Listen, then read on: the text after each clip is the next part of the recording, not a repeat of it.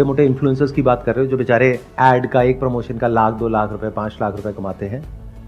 अगर आप ऐसे लोगों की बात करो जो फिल्म स्टार्स हैं, वो भी थोड़े से पैसे के लिए ऐसी ऐसी चीज़ें बेचते हैं जो जहर से कम नहीं है। चलो उनको छोड़ो, मैं आपसे पूछता हूँ, आप मान लो एक इन्फ्लुएंसर हो बहुत बड़े, आपके पास में इंस्टाग्राम पे 1 मिलियन फॉलोअर्स हैं, यूट्यूब पे मान लो 2 मिलियन फॉलोअर्स हैं।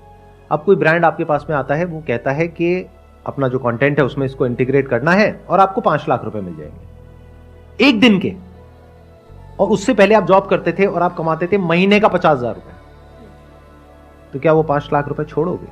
कई बार कमेंट कर भी देते हैं तो कई लोग मतलब ऑडियंस में ही आते हैं उठ के और बोलते हैं ये बता तुझे कितने पैसे दिए हैं ये बोलने के लिए, तो लोग आकर के नेगेटिव कमेंट आपको करते हैं। हाँ। तो उसमें डरने की क्या जरूरत है? नहीं, मतलब जैसे बड़े बड़े लोगों को मैं कई बार इसलिए भी हिचक जाती हूँ कि कहीं ऐसा ना हो कि मतलब ऑडियंस ही आके गाली बकने लगती है। जब भी आप कुछ ऐसा करोगे जो मासेस कर रहे हैं उससे थोड़ा सा भी अलग होगा तो आपको गालियां पड़ेंगी और गाली खाने के लिए रेडी रहना होगा, अगर आप सच में एक अच्छी दुनिया देखना चाहते हो तो। आपको डर नहीं लगता, आप जैसे बोल रहे हो कि इनको बायकॉट करना चाहिए, और मतलब मैं भी आपको सर 2013 से देख रहा हूँ, तो आप सर डायरेक्ट मतलब बायकॉट करते हो सबको। मेरी एक बात हमेशा याद रखना कि डरता वो इंसान है जो कुछ गलत करता है। जैसे जो इंसान अंदर से करप्ट है उसको बहुत डर लगेगा कुछ भी बोलने से पहले।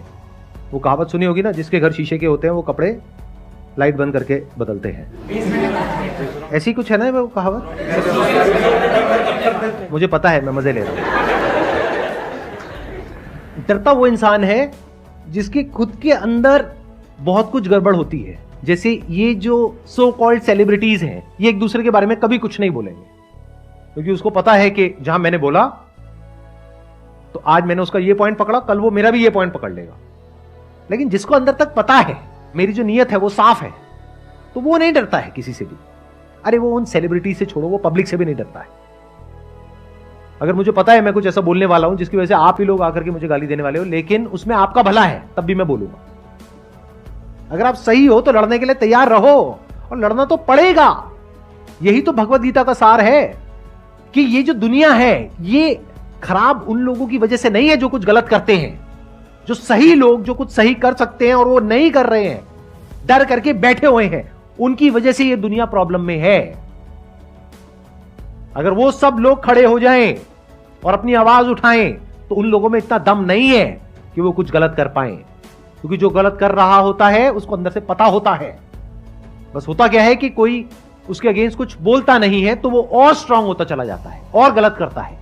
लेकिन अगर कुछ लोग बोलने लग जाए बिना इस डर के कि जो मासेस हैं वो आकर के हमको कुछ बोलेंगे, तो बोलते हैं तो बोलने दो ना, डरना क्या है अगर आप सही हो तो। इसका सबसे पहला स्टेप क्या है, आपको पता होना चाहिए अंदर से कि सही क्या है और गलत क्या है, आपके स्टैंड पॉइंट से नहीं, from the stand point of everyone.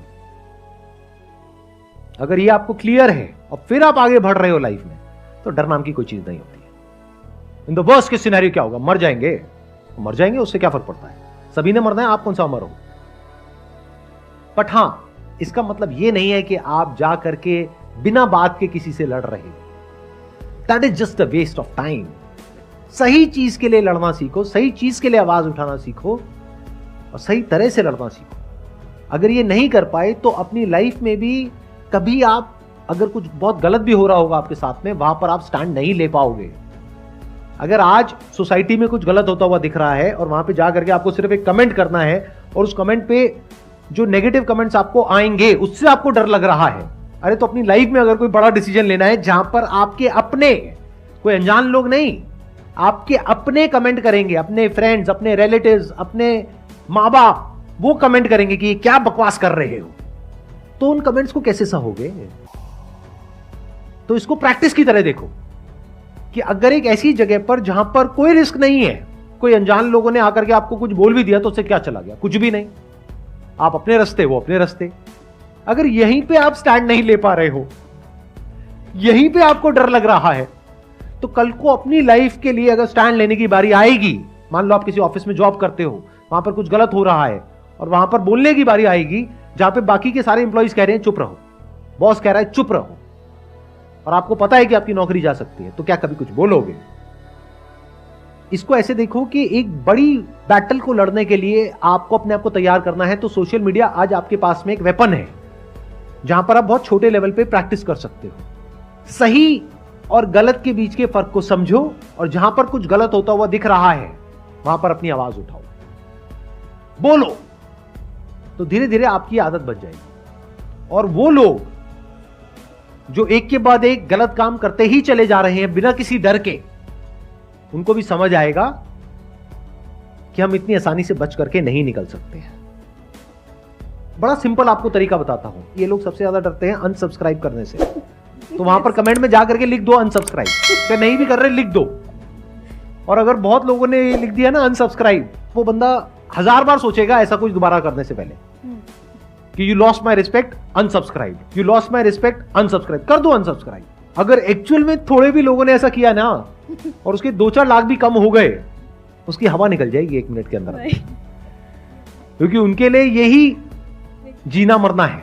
उनकी दुखती नस को पकड़ो ना सीधा जाकर के, क्योंकि आजकल क्या है, यूट्यूब पे डिसलाइक बटन भी नहीं दिखता है, तो बचा क्या, सब्सक्राइबर्स ही तो बचा रहेगा और कमेंट बचा रहेगा।